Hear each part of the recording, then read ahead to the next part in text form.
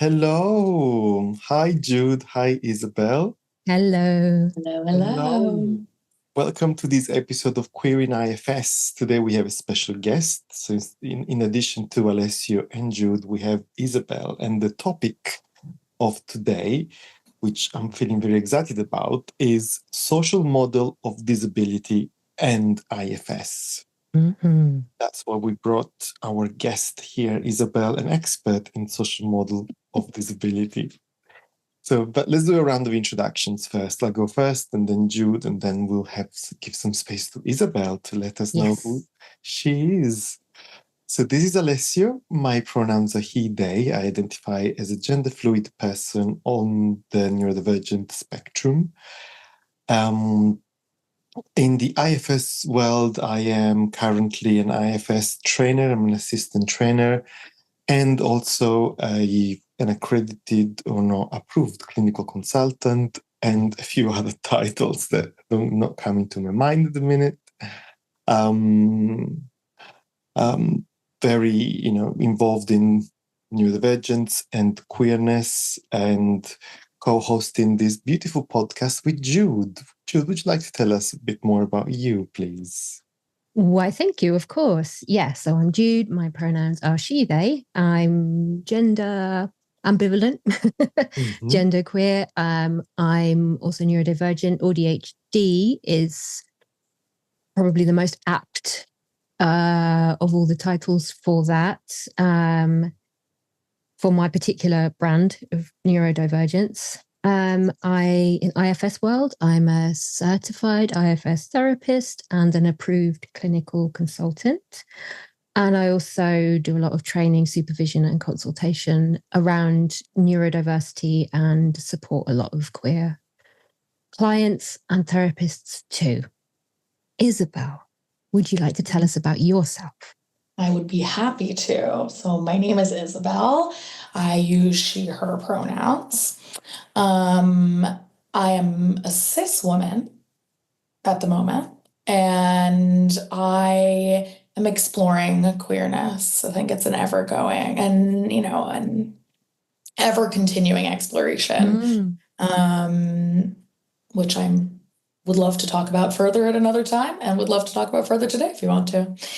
And within the IFS world, I'm actually just a wee baby, just really exploring and getting to understand it a little bit more, specifically by listening to both of you, but also by listening to clients and supervisors and anything really I can get my hands on to learn a little bit more. And I am a therapist. I'm a social worker from the States, and I work there remotely. And I work in France as a psycho practitioner as well. So I'm a little bit all over the place. Well, you're definitely in the right place right now. You are with us. Yes. And thank you for coming into this IFS world in a way. So Isabelle, you and I, we met on a different event, and then we had a couple of meetings, and whenever I spoke to you about the social model of disability, I kind of felt the same excitement coming from you than the one I feel from Jude on the same topic. So I'm very curious to see where this goes, but just to get the ball rolling, why don't you tell us, Isabelle, what's on your mind or on your minds, if you talk about IFS, the many minds, about the social model of disability? I would love to tell you about it. Please. I do get really excited about it because it combines a lot of things that I feel really passionately about: disability and also the power and misuse of power a lot of times of labels and how we differentiate things. So the idea of the social model of disability is that disability is created by society. So it's not that we have a disability and thus difficulty in this world is created. It's that this world perceives our differences, or as some might call them, impairments, right? But I prefer differences personally. as things that have kept us from being able to do things. And I think about this from the perspective of structural barriers. I am a fat person, and I am very interested in anti-fat bias as that exists within the world. And so if we think about some structural barriers that might exist, we can think about chairs, right? Chairs that have arms. Can we sit in a chair? Can we not sit in a chair? And if you're a thin person, you're not thinking about that, right? And likening body size to disability I'm not the first person to do that. And there are definitely other people who might have done that or who have done that. I'm not saying that everyone who is in a larger body is considered that, but by our society's standards, they may or may not be. So it's about those physical barriers, but it's also about other sorts of barriers, right? I'm thinking about in interviews for getting a job, is there a necessary communication barrier that exists there for folks who are neurodivergent or maybe who are autistic, right? My partner just went through the application process for getting a job, and my partner is autistic, and a huge part of not getting a job was about cues that were expected in that experience. So I just had a really long-winded explanation of that with a lot of variations and a lot of twists and turns, but hopefully that made sense. Absolutely. And I guess maybe it would be helpful for us to also talk about what the social model of disability exists against in terms of the medical model. Yeah, so it's interesting because for me, the social model and the medical model are not against. They're very hand in hand. Tell us more.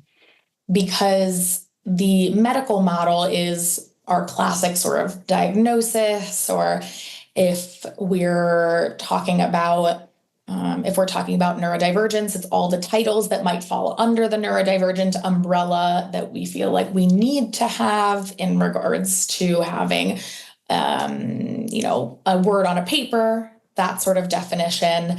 Whereas the social model of disability isn't about necessarily the words on the paper, but it's about the barriers that exist. So we use a lot of, as social workers, strengths-based approach, right? And the social model of disability is definitely not looking at disability from a strengths-based perspective. It's more from a deficits-based perspective. What can't you do? And the medical model is also looking from a deficit-based perspective. What can't you do that makes it so that you can have this title, this label? So you would say that they're both kind of looking from that deficit perspective. And actually, I mean, in contrast, not against, but it's really helpful to have this. Yeah,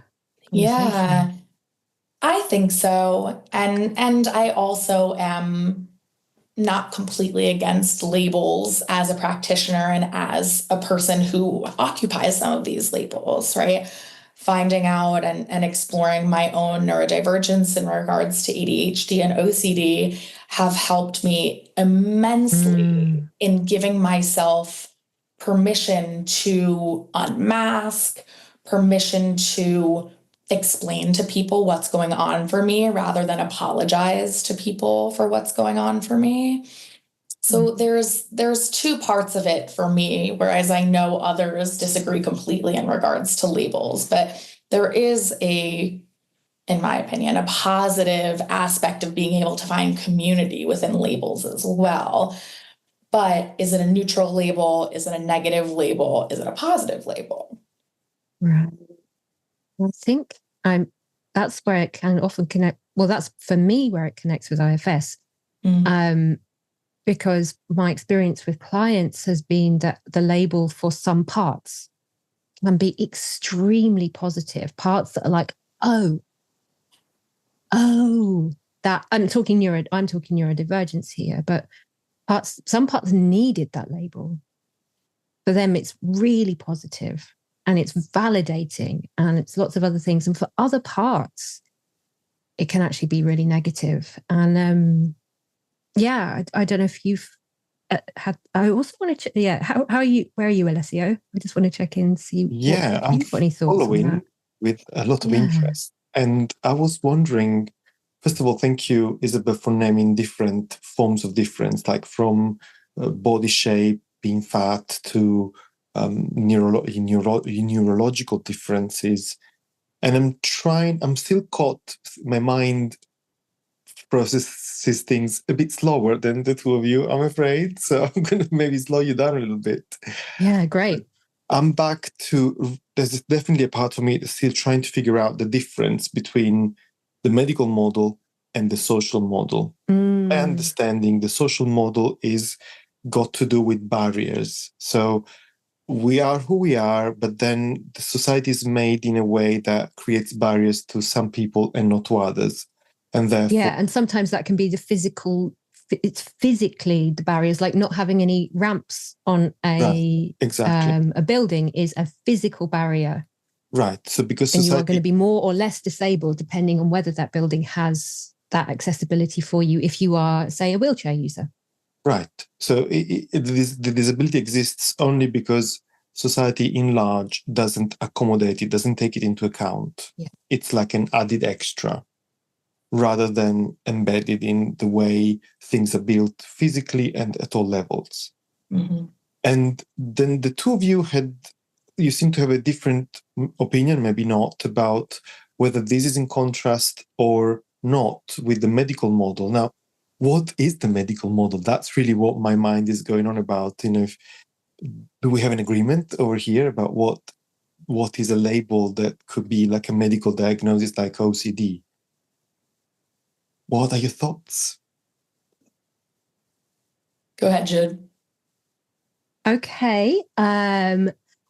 So for me, my understanding of the medical model is it puts the disability on the individual. So it's like, it's not about society and how well or not that might be adapted or built for you, but it's like you are the one with the disability. Therefore, you are the one with the problem, and it can be, okay, there's nuances here. Because I think in the work I've done before, I've really contrasted these two, and you're really making me think, Isabelle, actually, how they both deficit models, but the medical model definitely is, and it's kind of not the responsibility, but the ownership of the disability is with the person. Right. Does that sound right, Isabelle? Yeah, and it's so interesting because I wonder how our cultural backgrounds will impact how we see this. Because I'm seeing the social model of disability as a negative, as a deficit-based model, because in the States, we are such an individualistic culture that our culture as a whole sees individuals as responsible for getting something, responsible for making money, responsible for achieving health, responsible for everything, right? Because there really is a very low to no government support within the American model, right? And so it's so interesting because then when you were talking and I'm thinking about in France, no, this is a system-wide, not an internal system, but an external system-wide deficit of we are not appropriately or adequately prepared for your needs versus the medical model of you are not enough. You have not achieved this idealized version of human to make it so that the world at large is adapted for you. Yeah, that's really interesting. Yeah, because I guess the oversimplification I'm about to make is in the American culture is you're doing well, that's down to you. And if you're not doing well, that's also down to you. Yeah. It's the pull yourself up by your bootstraps mentality that is very prevalent in, macro to individual and the way that we put pressure on ourselves as well. So I'm going to I'm slightly mind blown by this. It's very fascinating. I've got like multiple wow moments. So thank you for these exciting discoveries that we are making, because I'm thinking now, well, the social model of disability depends on what society we're dealing with. And right? Here we right? go, we're queering. Because, I mean, we're queering it, of course, because I'm coming from an Italian background. So my default is Italian, of course, compared with British.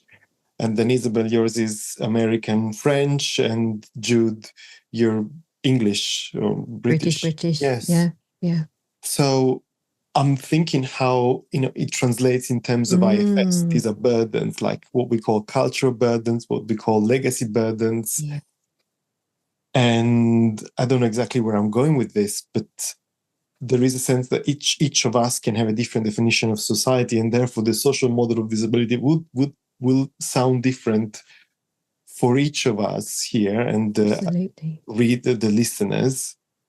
But whereas when it comes to the medical model, it seems a bit slightly more kind of normative in a way, like a bit more. Because even in terms of I guess when we, as long as we the fingers up, as long as we stay within areas of the world that broadly accept the Western. It's the Western medical model. Gosh, absolutely. How many layers? Because, and it's the Western white, cis, male, thin medical model as well, right?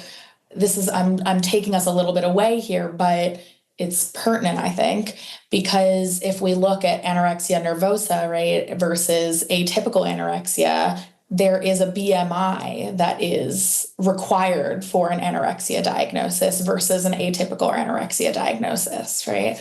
And so if we took that definition and we put it in another place where body sizes are a little bit different, we are going to be diagnosing people completely with different things, right? Because we're looking all of our definitions of what things are and what we diagnose people with are coming from whatever culture it's coming from. So even the idea, I'm getting really big here, but even the idea that we all use the DSM, right?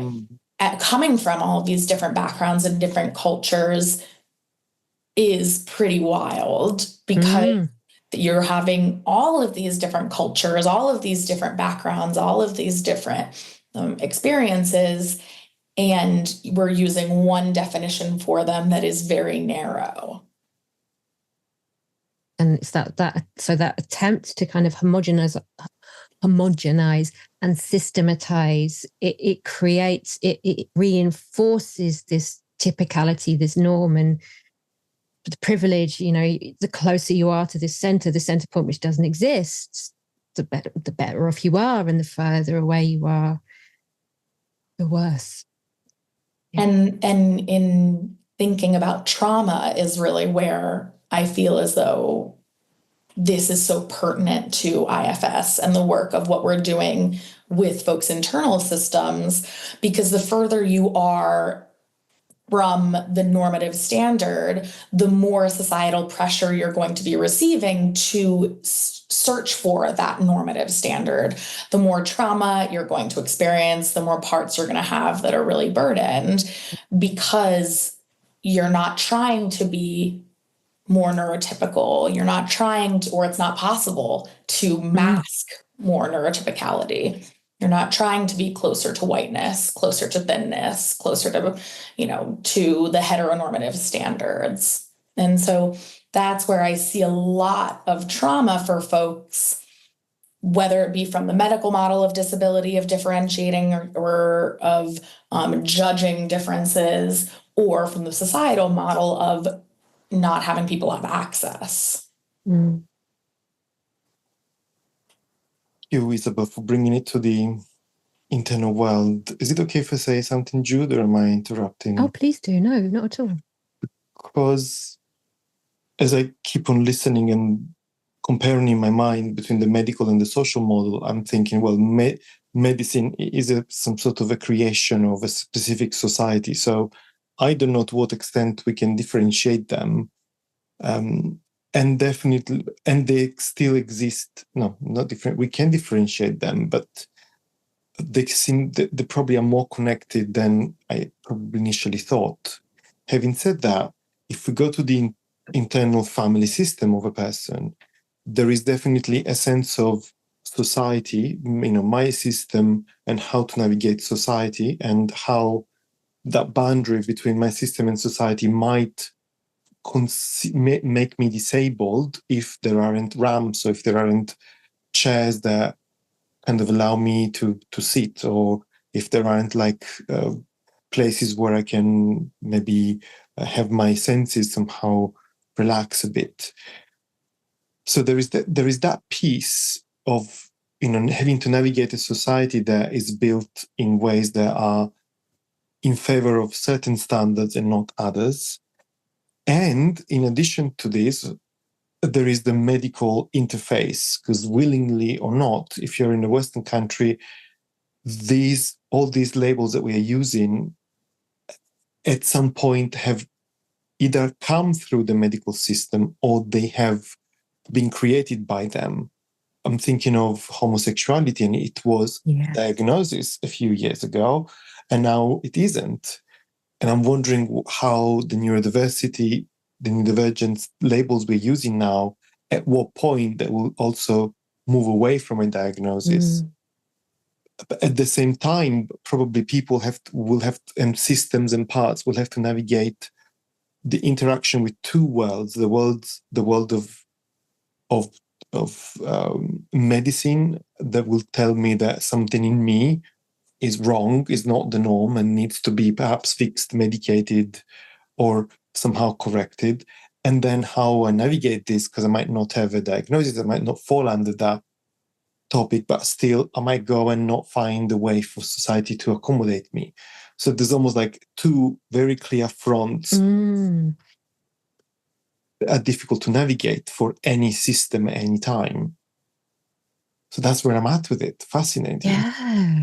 And actually, that's such a good point that of course, both medical and social are they change over time and in different contexts. Yeah. I feel like I could have said a lot there, and actually I'm going to give a bit of space. But yeah, absolutely. Giving space to your mind, or to me, or Isabelle? Giving space. Okay. Yeah, I think that for me, and for me who sees my client, I don't know what I'm saying there. I see my clients go through so much medical trauma based in so many different things, right? Alessio, I know you've spoken about EDS and, in Ehlers-Danlos syndrome. Yes. And getting diagnosed or getting treated or getting any sort of help for that is a huge point of difficulty for so many of my clients.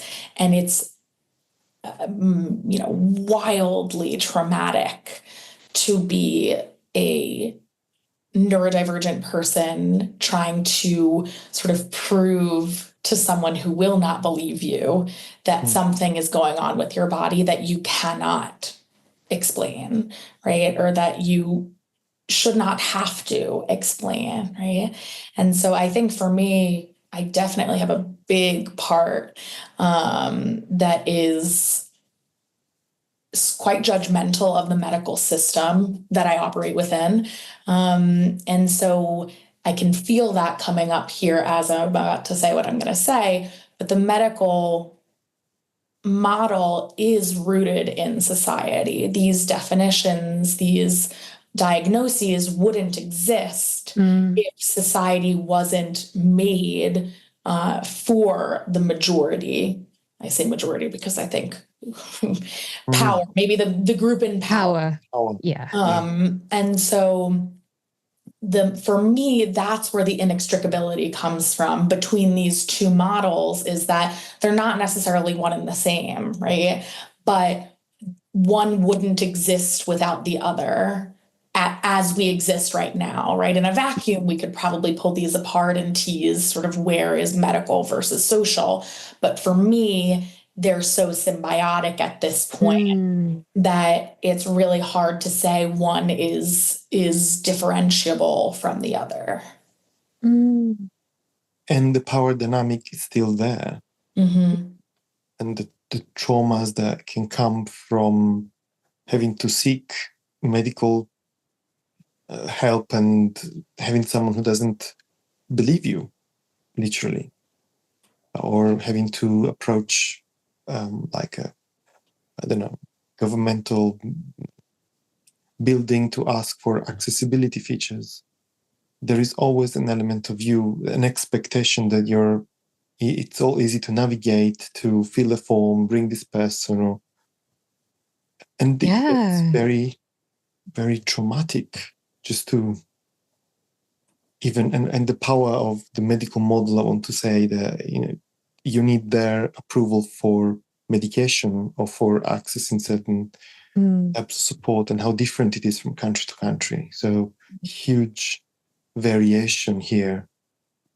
Yeah. And I think, that's I think this informs a bit of my understanding of the social model as different, where the social model is used by disability rights advocates and neurodiversity rights advocates to the sense of actually there's nothing wrong with us, me. Mm-hmm. It's society that is the problem. And so it can be empowering in that way. And what you're talking about there, Alessio, and I think we talked about this recently, but maybe it's about, it connects to that sense of access fatigue. And that never-ending, relentless way that you have to constantly advocate for yourself in a world that, whether it's the medical or the social, actually isn't designed for you, and where you are being forced to prove yourself over and over again just to get the support that you might need, or probably not get the support you need, but get something. Even to be believed and taken into consideration seriously. The whole thing, do you have a diagnosis? It comes from telling, well, you don't know yourself. You cannot possibly understand that you are autistic, and you've got this label that needs to be given to you by these people with the power to do so. Right. Whereas we can, with the social model can allow. And I'm really like, I'm realizing I had not sufficiently queered the social model of disability before this conversation. So it's so great. But the social model can allow that self-diagnosis, self-realization. Yeah. And, the accessibility that self-realization allows versus the accessibility that the medical diagnosis allows, right, is so different. No matter where you are, in the Western world, right? I'm looking at comparing in the States to France, right? Having a diagnosis of, I was going to say something, and I'm thinking about the current political climate that is existing in the US. And I'm going to take everything back that I just said, because given the current political climate, it's very different to be getting an autism diagnosis right now in the States. So I'm talking let's go back 7 months. And diagnosis really got you access to things. It got you access to money. It got you access to different forms of schooling. It got you access to different forms of support, right? And obviously between France and the States, there's a lot of difference as to how much, how easy, all of these things, but self-realization does not get you that. And to have to prove to someone for a lot of money in many cases that you need these things is a really, really big burden for someone to have to carry. Absolutely. Yeah. Absolutely. So we're talking about the various layers of access fatigue here, from accessing like medical help, governmental help, but also in everyday life. We were having a chat here before the recording, and something about somehow you just randomly meet other neurodivergent folks and it just feels like home.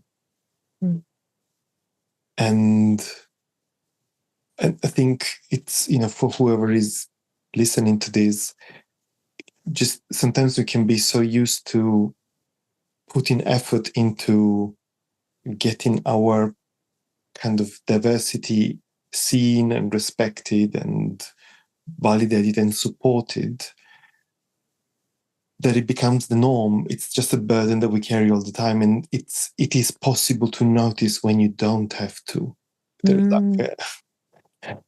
Hearts relax straight away, and they're like, "Oh, I don't have to fight to demonstrate this to you." And this translates into the therapy room. Someone coming to a therapist who may be one of us, who openly says, this is welcome here. Of course, we would have our biases, no one is perfect, but what a difference it makes to enter a space where the other person isn't going to question you. It's actually got quite some, not a full knowledge, but extensive knowledge. They can own their own limits of knowledge and stuff, and really not having to have that access fatigue. And hopefully that's what this podcast is helping kind of, how would you say, and propagate this sense of we can make our difference in our own spaces by having these discussions, and by making sure that in our small practices and these differences are seen, considered, taken care of. And I always remember, Jude, when one of the things you said that keeps on being like at the top of my mind is like, wow, this is so true. When you said something about a difference that is not supported is a disability. Maybe you borrowed it from somewhere else. Maybe it was your creation, but I definitely heard it from you the first time. So, would you like to make any more comments on this statement, Jude? I mean, yeah. Well, so I'm going to talk about that. Well, yeah, in the terms of neurodivergence, we really see that, right? So the DSM,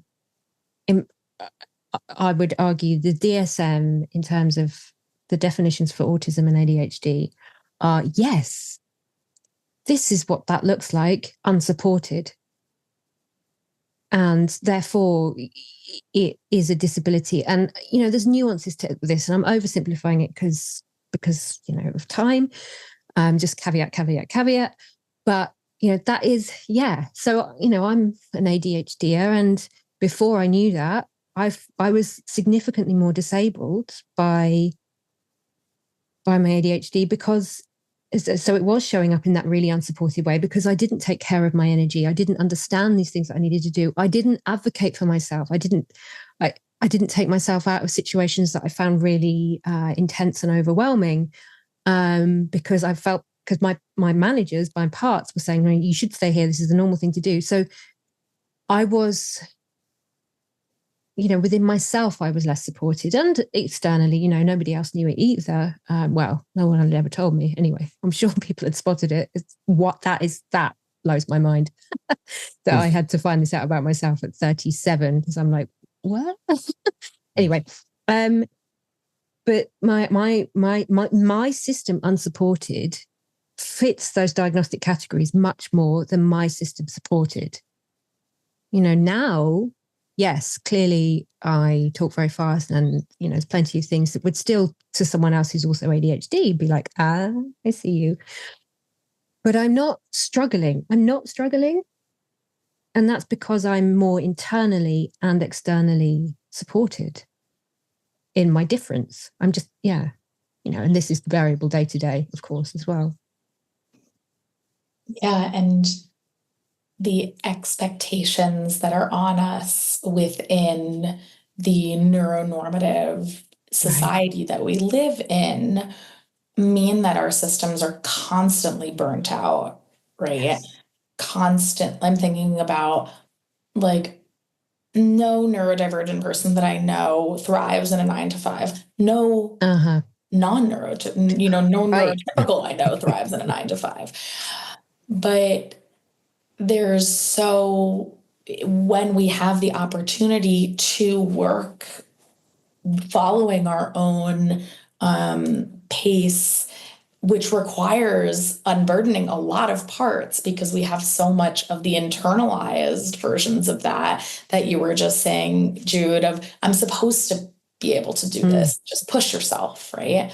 And so being able to understand that comes from a societal expectation rather than an internal failing, and being able, privilege obviously adds into this because it's a huge privilege to be able to follow a work timeline or a social timeline or a whatever timeline that is more appropriate for your neurotype. But being able to do that can make something go from a true difficulty in your life to something that is just part of who you are and adapted for. And I think that's something that is very missed a lot of times because there's this expectation of we need to mold ourselves to fit what is expected, not we need to mold what's expected to fit us. Yes. Yeah. Yeah, thank you, Isabelle, for this. I've jotted down a couple of things that I'm kind of inspired by to say, because this is so true. I think the more I hear about this internalized lack of support, the more I investigate, where is it coming from? All the masking, this isn't something that needs to be supported. It comes from almost like a photocopy of the social lack of support. It's like just saying, using those terms like just sit still to an ADHD system. You're making an impossible demand, but that's what's internalized, because all you are given is this tough attitude of you've got to control yourself. The implication there that it's simple to do, you just need to do that. You just need to try harder. You just need to sit still. It's simple to do. You don't want to do it. Right? All of those kind of, and then because if so many people tell you about that, you kind of internalize all that. They become burdens, they become beliefs, they become, attitude that our parts inside perpetrate, and they continue to apply that to our diversity that then becomes unsupported internally. And then, Jude, what you said, 37 years, no one noticed it, because even if it was noticed, the invitation was to mask it. The invitation was to get rid of it. So again, just being seen and not modified, there is no invitation for you to be any different to what you are. It's just such a rare environment, and yet it's so much needed at the minute. And then I want to add another piece, which is it's around this invisibility of the whole thing, because then it goes back to access fatigue. Someone needed to fit into a neurotypical 9 to 5 job. We can do it. I have done it. And then I've always thought, oh my God, people kind of know me that I kind of go home and collapse because I just need to recover. But for years, I thought there was something wrong with me. And actually, I just need to recover, because for me, it's a lot. And I'm not neurotypical, and that's what it is. But then there is a lot more that I'm actually kind of discriminated against. Because if I think about all the things I miss out of. For example, I have missed out forever in social gatherings with work, but then when you hear people talk, that's where you get your next promotion. That's how you become friends with the manager. So all of a sudden, all these things became clear to me. I was like, why am I always feeling the odd one out? Because I was the one who needed to go home and rest, whereas the others could go out, could drink, and I cannot do any of that because otherwise my system just goes out of control. So there is so much that it's almost invisible. We don't even know that we're missing out of, but then it's kind of layers and layers of disadvantage one way or another that no one will ever really even name. I mean, if it wasn't for this chat, I don't think I would have put these things together. Yeah, well, I spoke a lot. I was meant to be quiet this time. It's so important though. And that's a battle I still have with myself, that energy one, all of the time. And, you've seen me when we've been PAing together in person, Alessio. I have to go to bed. I have to leave after program assistant is an IFS thing where you assist on a training course. And it's a long day. And it's a lot of peopling. And at the end of it, I just have to go. I have to go up to my room and be alone and pretty much go to bed at 8:00. And that's the only way I can do it. And I love doing it. So that's what I do. But my goodness, is that not a battle every single night because of exactly that? Not that 1% me might want to stay because maybe I'm like the people that I'm with, but really the majority of what's trying to make me go, no, you should stay, is because you're breaking the rules. You are risking rejection. You are risking being passed over. You are risking all of these things by taking care of your system. And that I'm using that because it's just an example. I mean, obviously everyone's got their own version of that.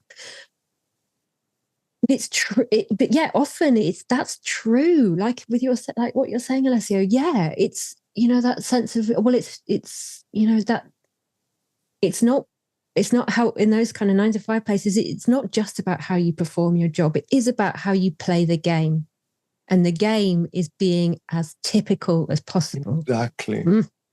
Exactly. So someone who speaks out of context, of their mind too much, or doesn't do the and job. back to Isabel's point around privilege, that typical is also, it connects to race, it connects to body type, it connects to appearance. It's so multifaceted. And I'm so grateful for you bringing privilege around and around and around in our conversation today, because it is all about that. Thank you. I think it's so important, and the sort of subtle, sneaky ways that it comes in, right? We wouldn't think that going out to drinks after work or going to a happy hour or things like that would be something that would be showing us what societal barriers exist against neurodivergent folks. But it is exactly those types of things, those types of subtle ways that we are expected to behave in our neuronormative society that makes it sort of clear signals to other people, like, this person is different, right? He's not one of us. She's not one of us. Not or one of us. Yes. Not willing to put their own needs aside to pretend to be one of us. And for so long, for me, being a people pleaser and needing, and for all those reasons that you shared, Jude, right? Not wanting to be rejected, not wanting to be perceived as different, right? All of these sorts of things, and you discount your own needs, right? And you make them smaller and quieter until your system is screaming out and saying, like, you need to take care of yourself. You need to stop being something that other people are expecting you to be. And so within those situations, maybe you got the promotion, maybe you connected with the person that you needed to connect to, but at what cost as well? Right. Yeah. Yeah. I'm mindful of time. Unfortunately, we're almost 45 minutes in. So we just started. It just feels like episode 1. Maybe it'll be an episode 2, but we have already got talks to have Isabelle again around for some OCD talks. But I think for this episode, maybe we can start with wrapping up. So any final thoughts or ideas you want to share, Jude, Isabelle? Isabelle, after you. Yeah, I really appreciate having the opportunity to think about this differently and talk about this. I think that we don't always have opportunities to meet with people who think like we do, but also challenge how we think as well, right? I think that this was a beautiful example of, I agree with you in some ways, but I don't visualize it or I don't conceptualize it in that way. And I think, so I'm really appreciative. Thank you. I'm fired up. I just think it's so important, all of this stuff. And I'm really, really appreciating this. Actually, I'd kind of had this binary in my head of like, the medical model is the deficit one and social model's not. And actually it's not that. And they're both social. And yeah, it's just, it just connects. It's so important, and how this all connects to the burdens that we carry, to the managers that are trying to help us to navigate this life, and the firefighters that are taking off the pressure in that way. And then there are exiles, that are carrying all of this not enough in so many different ways. And the power of,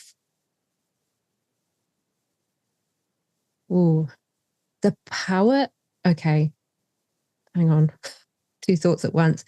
The power of being able to understand this stuff in terms of how it affects us all, but also the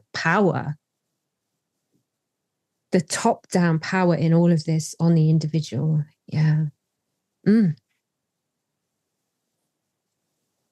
Amazing, I would say. As always, these episodes, we know where we start, but we don't know where we go. And the process, there's a lot of learning for us and for our audience. And I think I've got a perfect ending today, because after all we said, I think we need to change the title of this podcast. Instead of social model of disability in IFS, it's going to be queering the social model of disability in IFS. Doesn't it sound better? Yes, it does. So before we finish, Isabelle, where can people find out more about you if you would like them to?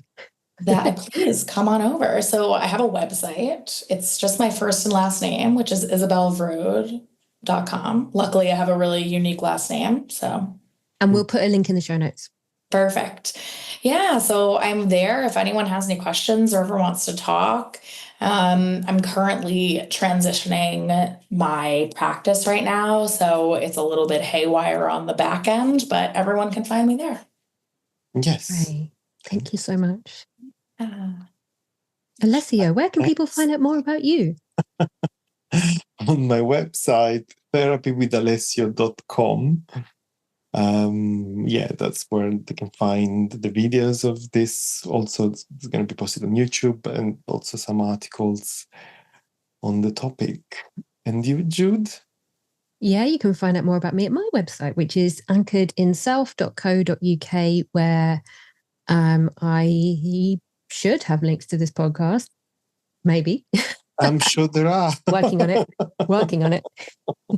And just thank you so much to all the people who are listening, who have been getting in touch with comments or just lovely feedback. It's we're doing this because we want these conversations to be out there with people, and to make other people's minds tick and question all of these things, because they're just so important. Absolutely. So thank you again, Isabelle. Thank you all. Thank you. See you next time. See you next time. Bye. Bye.